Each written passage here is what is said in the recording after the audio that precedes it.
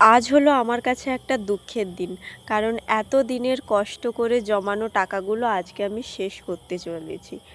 এই টাকাগুলো আমি অবশ্য কোনো রকম বাজে খরচা করছি না।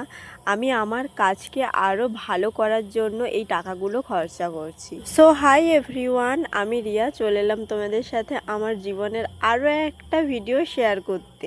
তোমরা তো অনেকেই জানো যে আমি বিউটিশিয়ান ক্লাসে ভর্তি হয়েছি। আমি যেখানে বিউটিশিয়ান ক্লাসটা শিখছি সেখানে কিন্তু প্রোডাক্ট দেওয়া হয়, তবুও ঘরে শেখার জন্য মানে ঘরে আরও ভালো করে প্র্যাকটিস করার জন্য আমাকে নিজস্ব তো প্রোডাক্ট কিনতে হবে।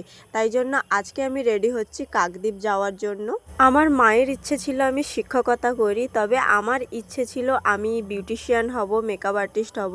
দুজনেরই ইচ্ছা মাথায় রেখে আমি ঠিক করেছি আমি টেটের জন্য প্রিপারেশন নেব, সাথে আমার যে স্বপ্ন বিউটিশিয়ান আর মেকআপ আর্টিস্ট হওয়ার, সেই স্বপ্নটার দিকেও এগিয়ে যাব। আজকে আমার সাথে রাজুকেও টেনে এনেছি, কারণ কোথায় যে বিউটিশিয়ানের জিনিসপত্র পাওয়া যায় সেগুলো আমি জানতাম না। দোকানের নাম জানি, তবে সেই দোকানটা যে কোথায় সেটা জানি না। তাই জন্য ওকে এনেছি, ও খুঁজে খুঁজে বার করছে আর আমি প্রোডাক্টগুলো কিনে নিয়েছি। কেনাকাটা করার পর আমি চলে গিয়েছিলাম লস্যি দোকানে। আমি আর ও মিলে একটু লস্যি খেলাম, বেশ ভালো হয়েছে লস্যিটা। তারপরে চলে এলাম 10 মাইলে। 10 মাইলে এসে এখান থেকে কিছু খাবার দাবার কিনে এখন ঘরে পৌঁছে গেছি। এবার চলো তোমাদেরকে দেখাই আমি কি কি কিনেছি।